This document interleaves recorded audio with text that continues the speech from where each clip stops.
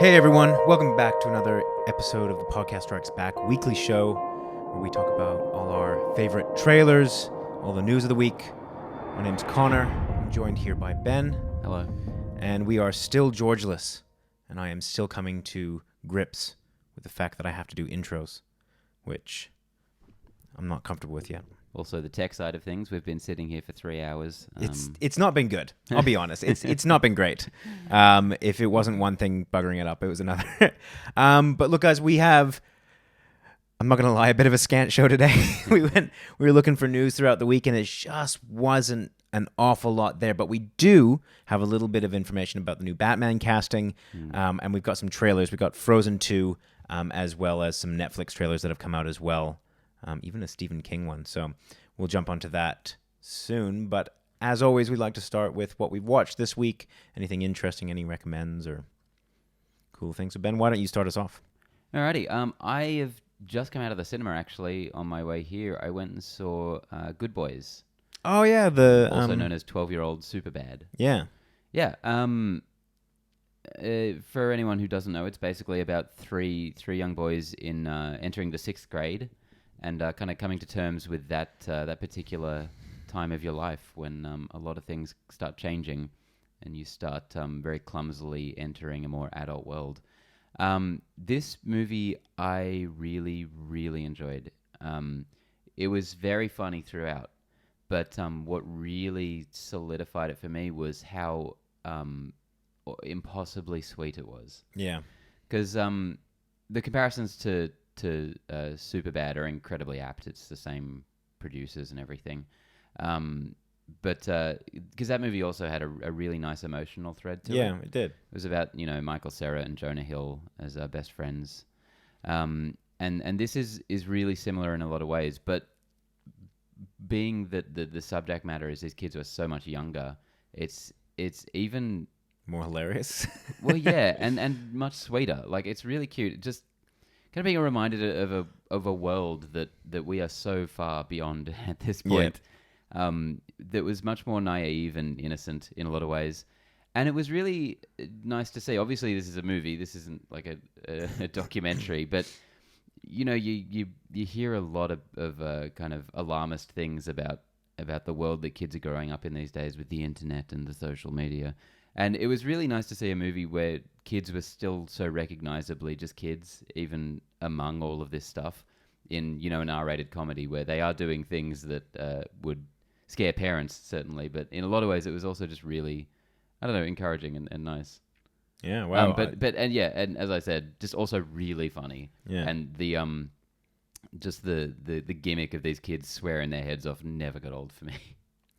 Yeah, I don't know what it is about Seth Rogen lately, where he seems to have found this niche of finding, I guess, the genre of kids movies and just adding a lot of really inappropriate humor into it. I mean, that was the whole Sausage Party gimmick, which was that they're going to do an animated film about food and all that kind of stuff, and everything pointed it towards being a kids film, and they just threw all the crudest humor you could possibly find into it. Which, yeah, it's an interesting gimmick to go for. So I very much recommend that one. I also watched today the Between Two Ferns movie. That's what a wonderful segue into excellent. what I've watched as well. Yeah. So what did you think of this? I thought had you watched the series before? Years ago, yeah, as it was releasing back on Funny or Die, and enjoyed that very much. Very short little. It's a very dry form of humor. Yeah. That is kind of, I'd say, very divisive among audiences. Like, you either really love that kind of humor or you just absolutely hate it. I didn't remember it being so just Zach Galifianakis insulting people. That's what it. I mean, that's all it was in this. Pretty much all it was. In terms of, yeah, I'm not saying it wasn't. I just didn't remember it being that much. I just remembered him being more of a buffoon. Where he just seemed like a acerbic arsehole more in this. But yeah, I thought the movie had a lot of like laugh out loud kind of lines and moments in it, and overall was very forgettable. Yeah, when this first got announced, I was a little bit disappointed because I was kind of excited for Netflix to just do a series of his interviews. And to be honest, I didn't even really need it to be Netflix doing that. I always really loved when he came and did one of these interviews. He did one with Obama, which is actually nuts. But I don't think it needed the narrative aspect around it. No. And it didn't need the kind of documentary style gimmick that they added on to the interviews, which were funny in themselves. It did provide a couple of laughs, but overall didn't really seem terribly needed. No, not really. Like the amount of famous people who showed up for this thing is insane. Like, fantastic. Like Keanu Reeves is in there. John Hamm. John Legend and Chrissy Teigen. Jason Schwartzman is there for like a a 2-second cameo. I'm like, I haven't seen that guy in 10 years. Wait, hold on. So good on him. I don't know how they convinced all these people to really do something so inconsequential, but whatever. I guess they had fun. Yeah, no, it looks it, and that's kind of, this seems to me to be like the perfect kind of Netflix film, which is I watched it, I had a couple of laughs, and then I will never return to it again. No, when I chucked it, because as soon as I realized it was already out, I was like, oh cool, I'm gonna watch that tomorrow. So I chucked it right on. I'm like, I was kind of excited as it was starting up. I'm like, hey, I'm finally gonna have something nice to say about a Netflix original movie. Did you really have high hopes for this? Not high hopes, but as much as I liked the original show, I thought if it was just more of that, and when it was that, I thought it was good. But then, it definitely kind of lost my interest here and there. So I was like, I wanted to be able to be like, hey, this was really funny. And I'm like, yeah, it's whatever. Yeah, it is. It's very much whatever. Watch the original stuff. Yeah. Was that all you watched? Yes. Cool. Well, this would be maybe even a year ago. I made my girlfriend watch A New Hope. And she was... Star Trek? Yep. Son of a bitch. And she was very underwhelmed by it, which is not surprising, because coming at it from like not having the kind of I don't know, the nostalgia. The nostalgia, but like if you're not watching it as a kid, you're a little bit more critical of it, particularly also the time. So I would have watched it early 90s, which is not too far after when it came out, so it would have still felt relatively good in terms of quality. But coming to that, what is close to now, 40 years later, is not the best look. And it kind of, if you're coming at it without that level of nostalgia, it's very kind of, it's a stark viewing. Anyways, fairly underwhelmed. So it has taken this long for me to get her to watch Empire. And I finally, on the weekend, got her to watch Empire. And this is the first time that I have seen Empire in many, many years. And I think this might be the first time that I have watched Empire with any digital changes. Right. There's so many versions out there, I can't keep track. This must be the most recent, like the Blu-ray release version. It's whatever is on iTunes. Yeah, I'm pretty sure that's it. I didn't really find too many egregious changes in this one. Empire, but what I did find was I forgot how bloody good Empire is as a film. It is really spectacular. Yeah, everything between Luke and Darth Vader is so fantastic. Spot on. I was worried that this movie was going to feel like I was going to have to justify it with nostalgia, but this thing holds up without it. I was like, I was so happy that it felt like a good film, and that I got out of it as much as I did when I used to watch it. And my girlfriend also enjoyed it. Whoa. So big step up from Win-win. A New Hope, and I was so psyched, so much so that the next day we watched Return of the Jedi. Wow. Which was... ruined all goodwill. Yeah. Not all goodwill, but... there's a lot of good stuff in there. There's a lot of really good stuff in there. There's also a lot of Ewoks. Look, again, haven't watched this in many, many, many years. Mm. And I'm of that generation that was kind of okay with the Ewoks because I grew up with that. That was just But they never bothered me. what it was. Yeah, right? And the Ewoks, even upon rewatching, they weren't terrible.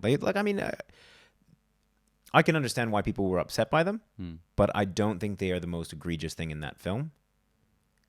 Whatever George Lucas did to that singing, Yeah. that On Jabba's barge. oh my God, Yeah. what the fuck? Jedi rocks. I Yeah. think. Yeah, that stuff is insane with the weird frog lady with the lips.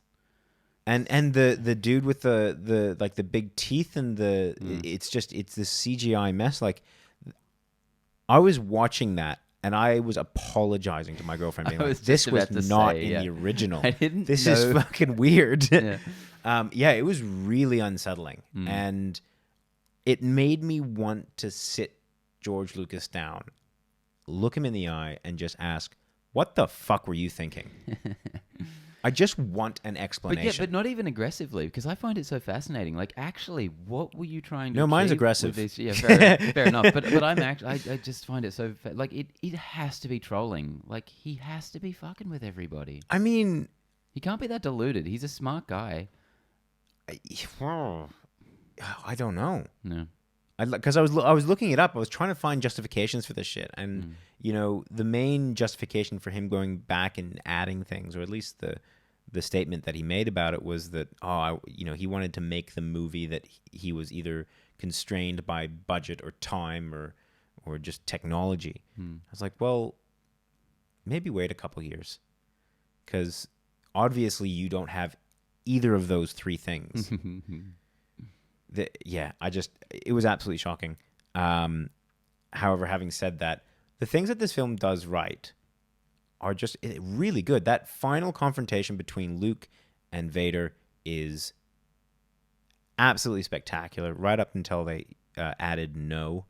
See, but that's what I'm talking about. So they actually add the episode 3 into one of the original trilogy films. That has to be a troll. There's no way George Lucas doesn't know what that means when he does that. Yeah, isn't it so weird? It is bizarre, and even the final scene really bothered me, because I have such a clear memory of that final scene and the music in that final scene. And when I was watching, I was like, this feels very off. And they were adding scenes of like Naboo and Coruscant, and I was like, God, this is so unnecessary. And Hayden Christensen. Yeah, and Hayden Christensen shows up. I'm like, none of the other ones are young. Like, you don't have Ewan McGregor sitting there. The fuck was the thought behind that?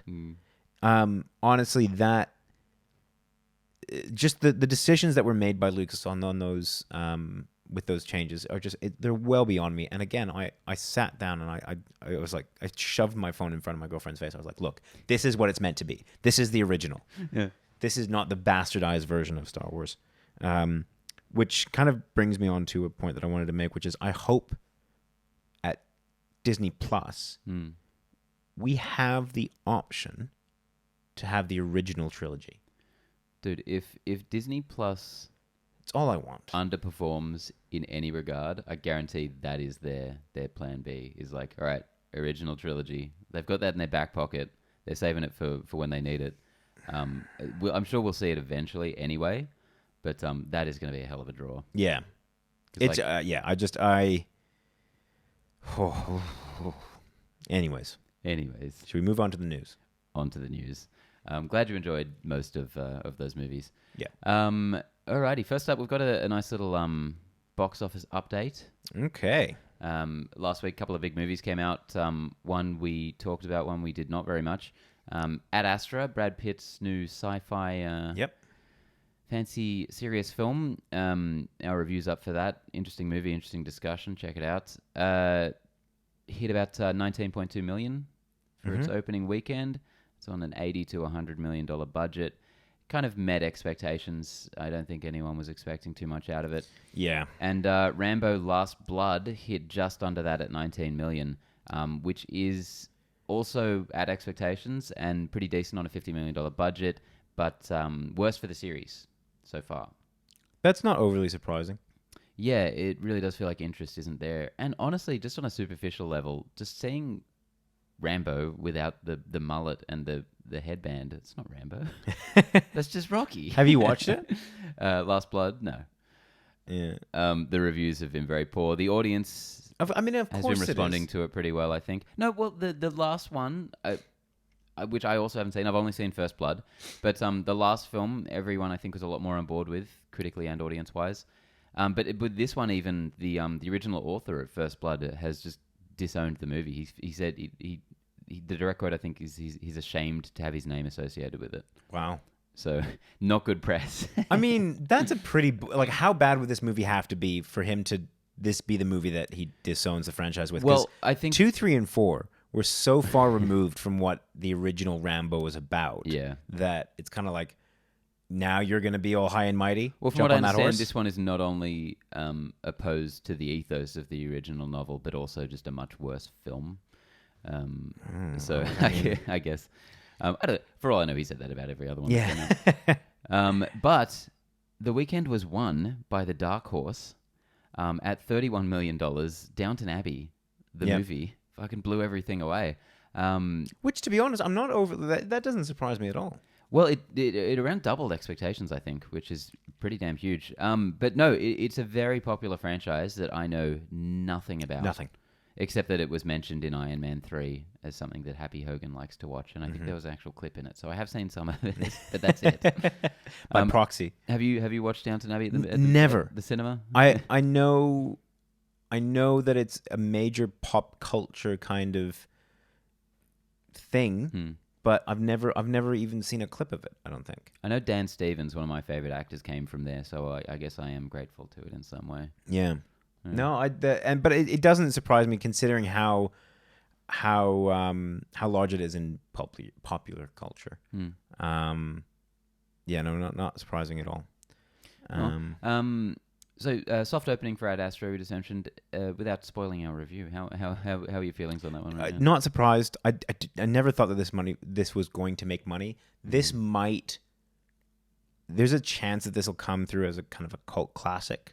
Yeah, it'll be one of those ones like the best sci-fi films you haven't seen. Yeah, and I think that this will be slow and steady, but it won't have we won't be coming back in a week and being like, whoa, Ad Astra had a resurgence or something. Like 20 million is the best it's going to do. If it makes back its money, I'll be fucking shocked. Yeah, it was a very bold choice throwing that much money at but something so thought-provoking and slow. I always love it when studios do that. Yeah, totally. It's why we have 2049, and I absolutely love that film.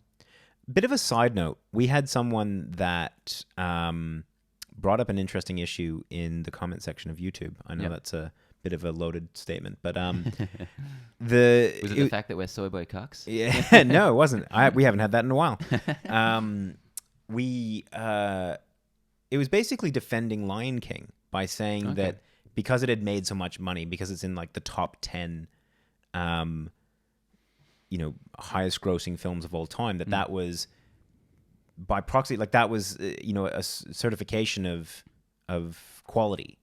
That makes a lot of sense, right?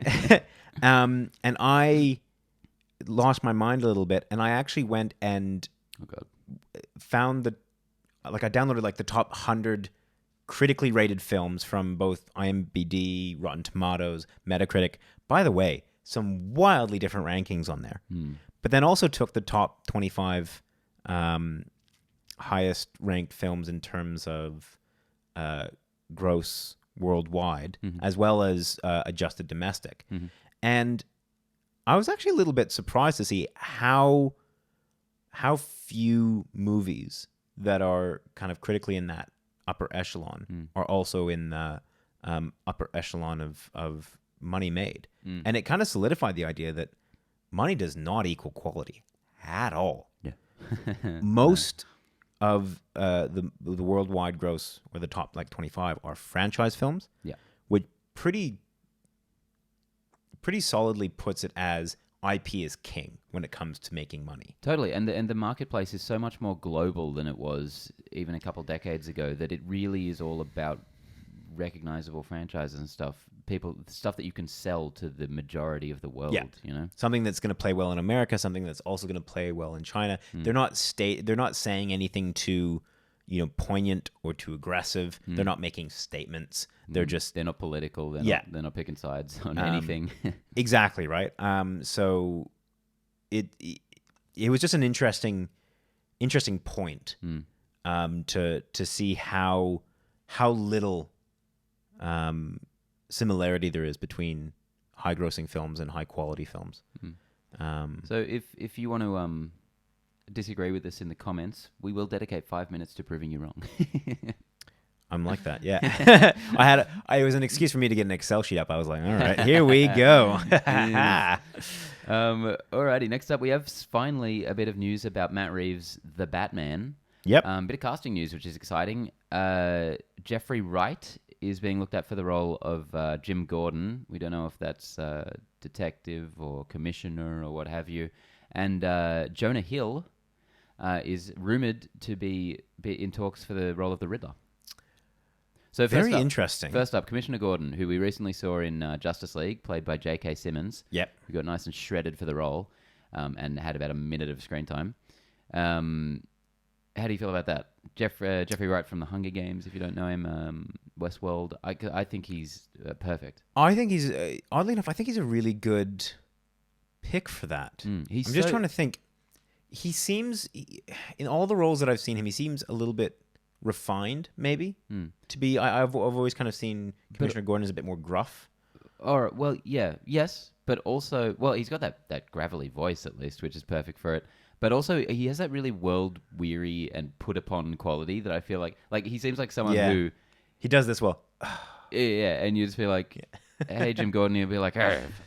And I think that's really going to suit the role. Yeah, I definitely think that's a good casting show. I also like it because I would have never thought of it. Like, if you had asked me to pick my top 5 Gordons, I would never in a million years would have I picked him, and I think that's really cool. Well, and Gary Oldman is so solidified in the role for me and a lot of people, I assume, because they make him such a central character in those Nolan films. Probably won't be going down that road again, but good pick. And then of course Jonah Hill for the Riddler.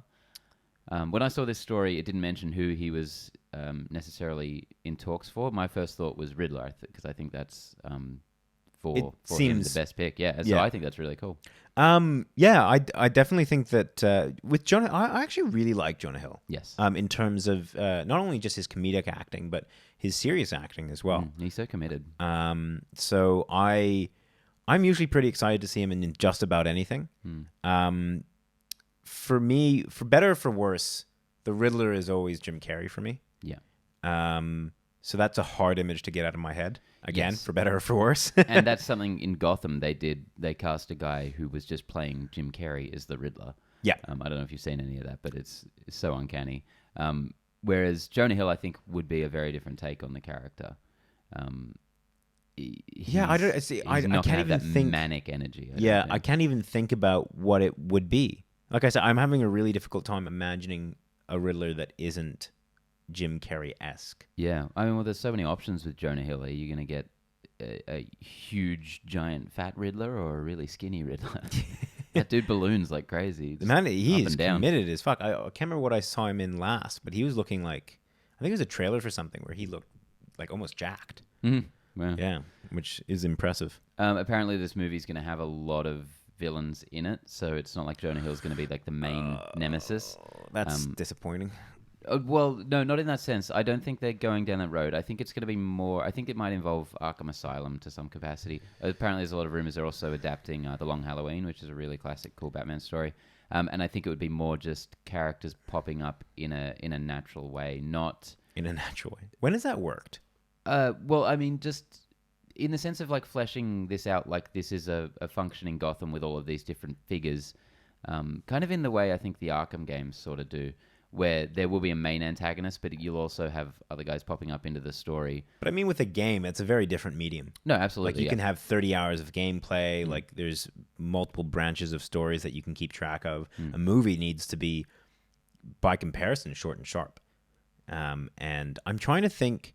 there's definitely, I'm sure there's examples out there where, having multiple villains in one movie has been to the movie's benefit. And if anyone can think of them, chuck them in the comments for us, please. I think more of a comparison would be like Scorpion in Spider-Man: Homecoming, or even Scarecrow in The Dark Knight Rises. Just kind of showing that these characters have a rogues gallery and they're just sort of around, but that they're not the focus. Which I think is cool. Batman's got such an interesting cast of characters. Yeah. In my mind, when we're talking about like multiple villains, I'm thinking Spider-Man like 3. three or more. Yeah. Is kind of where I'm putting that. Yeah. So having a secondary character is fine. 3 or more is where I start to kind of, get nervous, let's say. Yeah. I'm keen to see that though. Matt Reeves, he's such a good dude.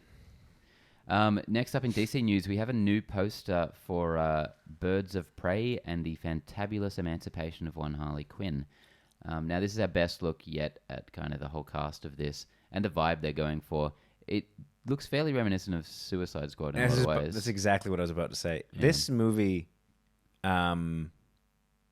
worries me. It feels like they were trying to take what was comparatively successful from Suicide Squad and expand upon that. And that seems like a really simplistic way to go about, making a movie. And it makes me think that there's the potential that they're not doing this for the right reason. They're just being like, okay, Harley Quinn was popular. Let's make a movie there. We need to salvage, Yeah, I think that what is comforting about this film is that Margot Robbie is so heavily involved in the production of it, which,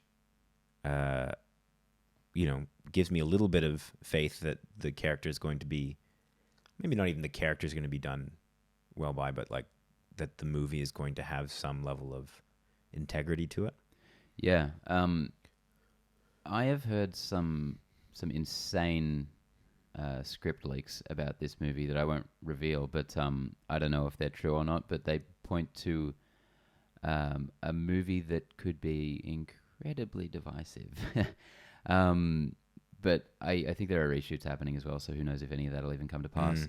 But just the basic premise of Harley Quinn, a character who I honestly have very little love for, with the Huntress and the other character, I'm forgetting. Never mind. And Ewan McGregor as Black Mask. There's definitely promise there. I like the kind of colourful gangland Gotham stuff. I hope they can kind of nail it, because Suicide Squad was so unsuccessful in virtually such a pile every of garbage. Way. Yeah, so disappointing as well. Well, it wasn't unsuccessful in its marketing. No, that worked out well, because it did well in that. You can't blame it for that. Yeah. Anyway, DC's been on such an upturn lately. I really hope that this just keeps kind of continuing. We had with Marvel that sense where they just keep going from strength to strength, and you're like, this has got to stop eventually. It would be nice to see DC actually get on a roll like that, because I think they're right on the cusp of it. Yeah. Anyway, and finally, we got some errant comments about a possible Princess Bride remake. Yeah, the CEO of Sony was, I think, dropped in an interview about how they're always getting asked to do remakes and revisit properties, and one of them that has come up is The Princess Bride, and there was an uproar of people that were like, don't you fucking dare. Including most of the cast of the film. Carrie always on Twitter said there are so few perfect films out there, why try and ruin this one? And it just goes to kind of show, like, I mean, if they do it, it'll be a final nail in the coffin, I think, for kind of anyone in that industry pretending that they have a shred of integrity to them. Because so you're a Princess Bride fan, aren't you? I am. Well, I mean, I watched it a lot as a kid, and I just think that for what that film needs to be, what it says it is, for kind of everything about that film, it's such a, it executes on its own brief so well that there is zero need, in my mind at least, to change it. Totally. And so yeah, I have little to zero interest in seeing them remake it. I didn't grow up with it. I came to it very late, and it really did nothing for me. But I've had that happen before, and then had the opportunity to see a movie in the cinema or something, and been like, oh, now I kind of get it. So maybe I'll get a chance to at some point. But yeah, it's so of its time in so many ways. I find a lot of those 80s classics hard to go back to sometimes. I tried that, I think, with The Never-Ending Story, which so many people swear by as well, or The Goonies or what have you, and I'm just like, well, this is garbage. Which I do not think of The Princess Bride necessarily, but it's just, it doesn't kind of live up to the hype that everyone puts on it. Exactly. It's one of those things, just you have to like this because it's a pop culture. Yeah, like you were saying with Star Wars, it's like when you grow up with something, it frames it so differently than how anyone else is going to ever be able to see it. Yeah, definitely. What time is it? It's trailer time. Already. And because of our technical glitches, I don't have access to the show notes, so you're going to have to take it away this week. And you know what? I'm just going to wing it. You're just going to wing it? Yeah. I'm even going to change the order. First crazy up, man, you. We're going to talk about a trailer just released for the Infinity Saga collection. Mm-hmm. So the MCU up to now, Iron Man through to Far From Home. Yep. Now, this was... It's a bad trailer. A very... It's a bad trailer. I thought it was... I thought it was quite... This, I honestly thought this is a fan-made trailer. Really? It was a good fan-made trailer. Yeah. Bad professional trailer. Yeah, I thought... I don't know. I guess it's just seeing a lot of those moments kind of just works for me on some primal level that I wasn't even paying attention that hard. It's basically playing to the most basic of, like, gotchas. And it's just an Iron Man over, like, a... Look, if this was from a technical standpoint, if it was executed well, then I think this would be a fine trailer. We were watching kind of a low quality, a low res sort of version of it, though. It's not... Well, it's also mostly the sound that just makes it very clear that this was not cleanly edited. And that bothers me, man. Like, when trailers just don't do that kind of shit, I'm like, fuck. It's not... Like, I mean, it can't be that difficult. I found their choice of voiceovers interesting. You got Tony Stark at the beginning and Thanos at the end, of course. But then you got Vision, kind of has a chunk in the middle. A couple of his different speeches. Yeah, that is still one of my favorite speeches in all of the MCU. Which one? Because he had the one challenge. Oh, the challenge chaos. No, the other one, which is a thing is not beautiful because it lasts. Yeah, there was a wonderful series of video essays. One marvelous moment, and someone did that. So yeah, if you're interested, go check out One Marvelous Moment. It's a bunch of different YouTubers that have picked a single moment in the Marvel universe and explained why it's their favorite Marvel moment. And I can't for the life of me remember which YouTuber did this particular essay, but they did it on Vision's conversation with Ultron right at the end of the film. And it is... I mean, the scene itself, standalone, is a really beautiful scene. But to have it kind of contextualized within, what was going on in the background, and also just kind of give it a little bit more explanation, has really brought something to the scene for me. It's one of the best in the whole series of films. I mainly wanted to bring this trailer up, not because obviously the Infinity Saga box set is on the way, and that's very exciting for a lot of people, I'm sure. But mostly because Disney's kind of announced that they're starting up their Academy Awards push for a few films, one of them being Endgame, which they're doing Academy screenings for right around now, I think. So you were not overly happy at Black Panther being up for Best Picture, I recall. That's the MCU's only stab at that so far. How would you want the Academy to look at Endgame? Would you want that to be up for it? Oh God, I have to think about what's come out this year now. Well, even besides that, because there were some shitty movies in that year as well. I think Endgame is more deserving than Black Panther. I think Infinity War, out of all of them, is probably the most deserving. More from a technical and it's it's just a very impressive film, which is what always kind of amazes me about both Infinity War and Endgame. It's just the sheer tenacity to attempt a film like that, and the capability to pull it off. That alone, I think, makes it deserving of at least some kind of Oscar recognition. Yeah, I feel like it's a hard sell to the Academy for.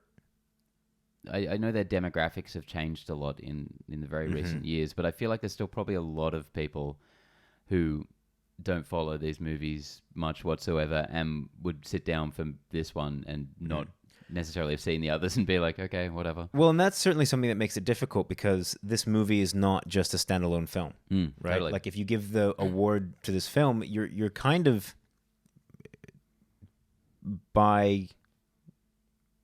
legitimizing the entire franchise with an Oscar as well. Yeah, it kind of reminds me of Return of the King, which killed at the Oscars in the year it came out, and there was a sense that it was getting a lot of that for the achievement of the three films as a whole, because I don't think Return of the King is anyone's favorite Lord of the Rings movie.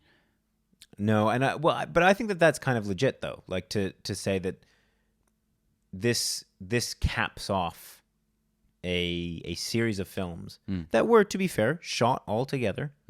The technical achievement of it is effectively the same as the technical achievement of the first film. So, look, if Endgame is nominated, then I think the Academy would have to look at it within the context that it is this kind of capping off of 20-some films. Which if it actually gets nominated, they won't even look at it at all. Well, it'll be one of the pity ones they throw in. Yeah, like how because when The Dark Knight got snubbed for a nomination, there was such an uproar that they raised the number of nominations from 5 to 10 movies. Yeah, just so they could add in essentially ones just that they're never in going to some popular favorites that don't get touched. Like District 9 was nominated for Best Picture, crazily enough, and it never stood any kind of chance. But yeah, it would feel weird having like Dark Knight and like Logan not get the nominations, and then it feels weird seeing these MCU ones in there somehow. It never seems quite. It doesn't, right? Because the MCU is designed for a very specific thing, and it's to be entertaining. It's not meant to like blow you. Yeah, I don't meant to blow you. Yeah, no, that's not meant to do that. No, that's different. But yeah, I don't think that. I think it's more deserving of an Oscar than Black Panther.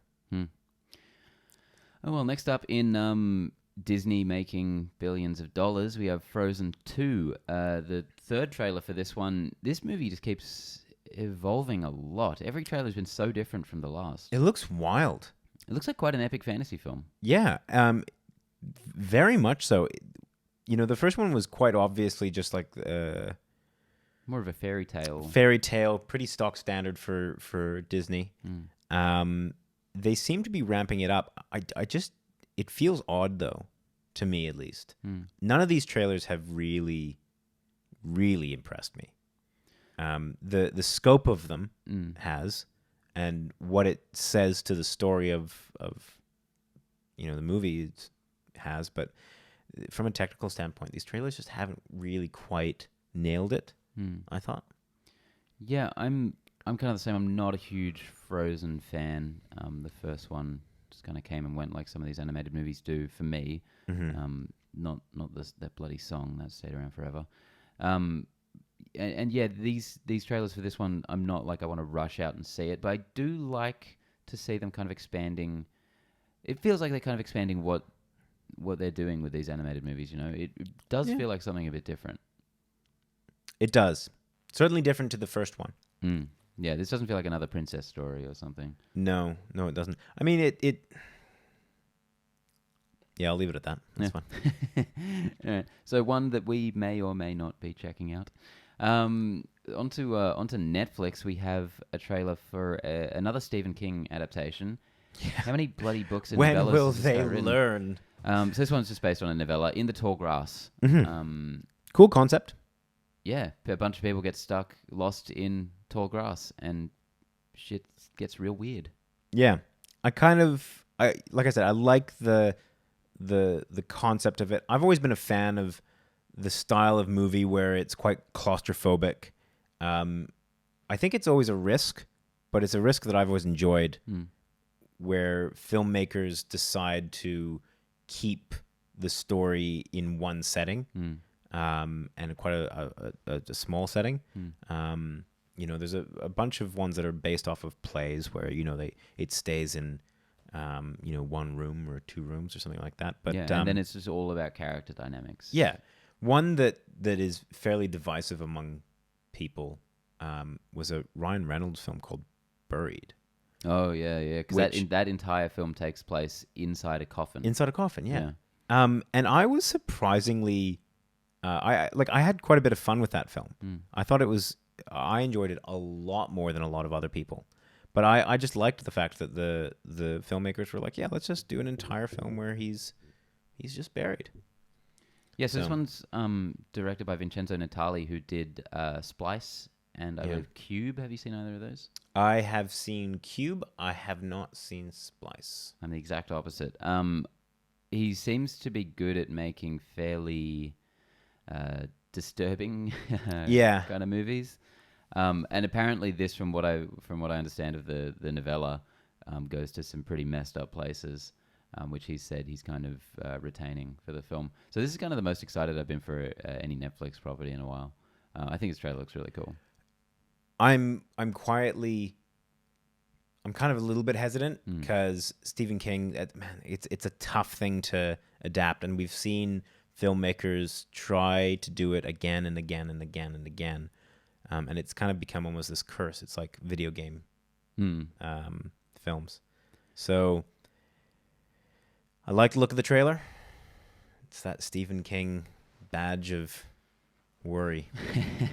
Funnily enough, Stephen King and Netflix have had a really good relationship so far. I don't know if these are completely Netflix-produced films, but 1922, starring Tom Jane and Gerald's Game, of course. I'm pretty sure that 1922 was Netflix produced. Yeah, and Gerald's Game is terrific, and 1922 is really solid as well. So, this one could be a winner. Ooh. We'll just get like the Mike Flanagan types to just redo all the King films. That'll solve it. I think, why not remake all those old ones? So many of them are aged, and most of them were shitty anyway. And finally, we have another Netflix series, Raising Dion. Some kind of... Is this a series? Yeah, I think it's like a 9 or 10 episode cool little miniseries, yeah. Michael B. Jordan looks to be barely present, but he's in it. He's in there for marketing. He'll be in if he shows up in every episode, it'll be for like 5 seconds at the beginning. Yeah. So he's the absent father of a child who's developing superpowers. Yeah. He's being hunted by the government. Yes, reminds it looks like me Jumper. of... No, I wasn't going to say Jumper. This reminds me of... Is it a Michael Shannon film? Michael Shannon film. Oh, yes, yeah. Midnight something. Midnight something. I always forget because you got Midnight Cowboy and... Well, I would look it up, but... no internet. Strikingly similar. And I can't remember that movie to save my life. Yeah. Kid turned out to be an alien or something. I don't know. That was annoying. It was one of those cases where as a director who I'd absolutely fallen head over heels in love with, and then as soon as that happens, their next film, I'm just like, oh, that was fine. Yeah, it wasn't as good as that. Jeff Nichols, who, apart from that film, I recommend everything he's done. He's amazing. So this looks... It looks interesting. It's a Netflix thing. That's the thing. It looks interesting, and I'm just like, it's probably going to be really crap. But I don't understand where you get this idea that everything that Netflix puts out is crap. I haven't liked anything that Netflix has made. Didn't you like Mother? Movie. Mother. Oh yeah, I like that. So yes, they are fighting back against the tide, but this is a kind of well-worn trend that they've... But I mean, this is something I like about Netflix, which is that they, more than any other studio I think I've ever seen, are giving content creators the ability to create. They are giving a platform for arguably some people that shouldn't make a film, and they're letting them do that, and they're taking a risk in that with that kind of original content, and it's creating a lot of crap, but it's creating a lot of interesting things as well. And I don't necessarily think that Between Two Ferns is a great film, but I'm kind of glad that it was made. I'm glad that I got to see Galifianakis do his shtick again. And you gotta hand it, that probably wouldn't have happened unless Netflix picked it up. So I'd be perfectly fine if that hadn't happened, to be honest. I mean, do you regret seeing it? Yeah. Really? Not like regret, but I could have done something else with my day. I wouldn't have, but I would be. Then I'd be more content if I had played 2 hours of Tetris instead of watching that. No, I think that Netflix is taking, particularly around sci-fi and some of those kind of like areas that you can, or some of those genres that you can do wackier things with. Yeah, what was it? Maniac? Was that? They've got a series called Maniac. It's about like a detective that is seeing things, isn't that? I don't know. Anyways, it's so forgettable. I think that there are a lot of people that are far too harsh on Netflix, you included, that I don't think it deserves that kind of rap, because they put out some really good if content. If they start making stuff I enjoy, I will happily pay up to it. But did you ever watch The Outlaw King? No. Is that of interest? No. Oh no, that. If you don't watch them, then... I wouldn't have liked that one. That's true. I don't watch a lot of their stuff, to be honest. But yeah. Anyway. Question of the week. Question of the week. Yeah. Now this is from Stephen LeGresely from YouTube. His question is: which previously failed film attempt would you like to see given a second chance under which director? For example, Dragon Ball, directed by Taika Waititi. Now that is already a very interesting suggestion. Yeah.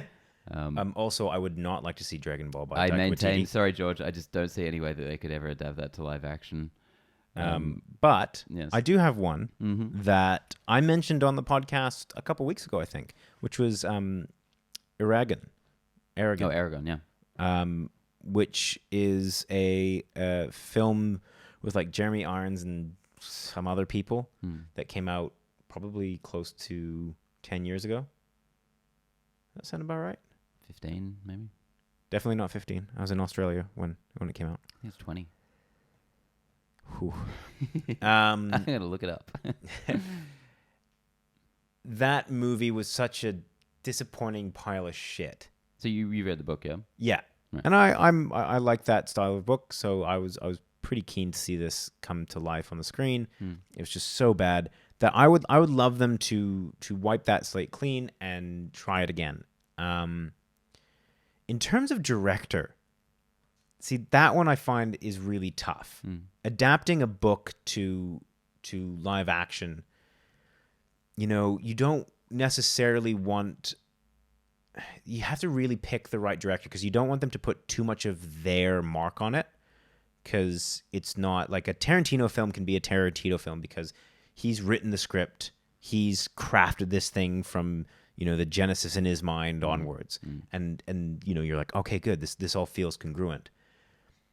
Having, like, for example, Nolan do a fantasy, with existing property like that, I feel like would be super fucking weird.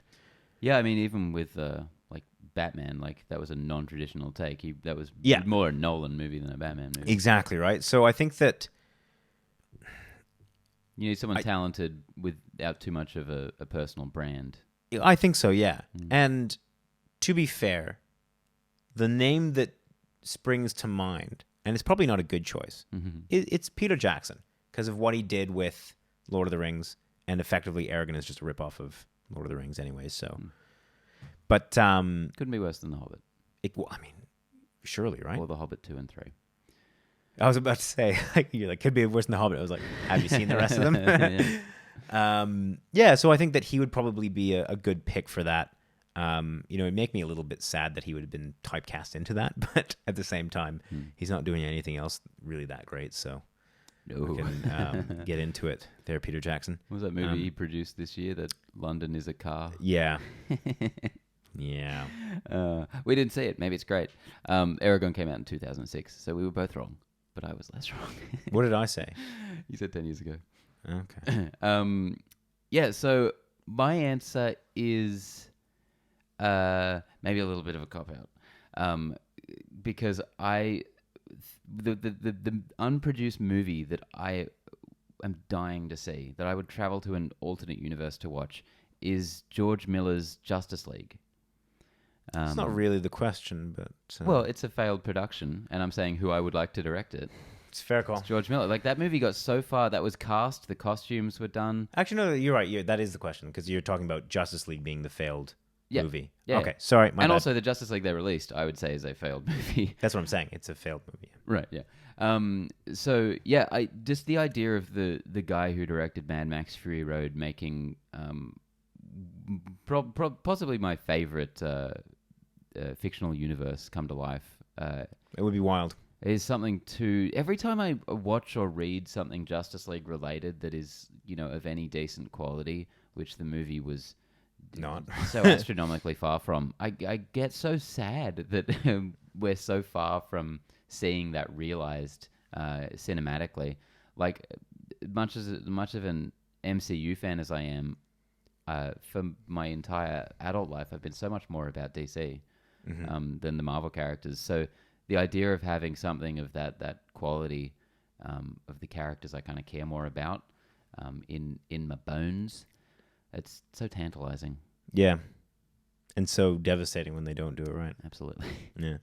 Any other properties that didn't really kick off or didn't do well? You just like them to scrap and...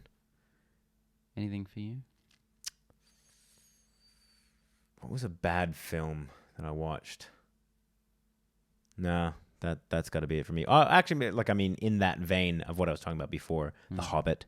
I'd love to see them scrap that and give Del Toro the reins for what he was originally going to do. I think that originally I didn't want him to touch it. I wanted Peter Jackson to go back and do it. I think remember when it got announced and we were like, this is good news. Yeah. I think had that happened where he had enough time to do it with the same kind of love and quality and attention that he did with The Lord of the Rings, I think it would have been a very different story. So maybe even, The Hobbit with Peter Jackson. As one film. Damn it, Peter. Maybe two. One film. but with an adequate amount of time to actually prepare and to properly go through the script and not be a fuckwit. And shave 15 years off Ian McKellen, because it's getting a bit tough now. That would, in a perfect world, I think that. But also at this point, just knowing what we have from Peter Jackson, Del Toro, I think would be a really interesting definitely, yeah. Take on that small little story. Well, guess that's it. Yeah, that does it for me. Well, that's the show for this week. Sorry for the lack of news. Not our fault, believe it or not. Never is. Anyways, we're back next week with George this time. We'll be reviewing Scary Stories to Tell in the Dark, one of our most anticipated films. I feel like that I've been waiting for that for so long. And it's really bothering me that it isn't out yet. So close. I know. I'm really excited to see that. Dead Don't Die comes out on the same day, so it'll be... Oh, does it really? If you want to check out, yeah. We'll also be I heard very middling things about that. Yes, me too. Which means we'll probably like it. Yeah, excellent. And Gemini Man is also very soon. We'll have a review for that in no time as well. Yeah. Exciting times ahead. Anyways, well, thanks everyone for watching and listening on the podcast, and be sure to comment below with any questions that you guys have that we can answer them on the podcast. And as always, feel free to like us on Facebook and Instagram and all that lovely channel shit. So, and don't forget what we say every week. We like movies. Our old catchphrase that we always have.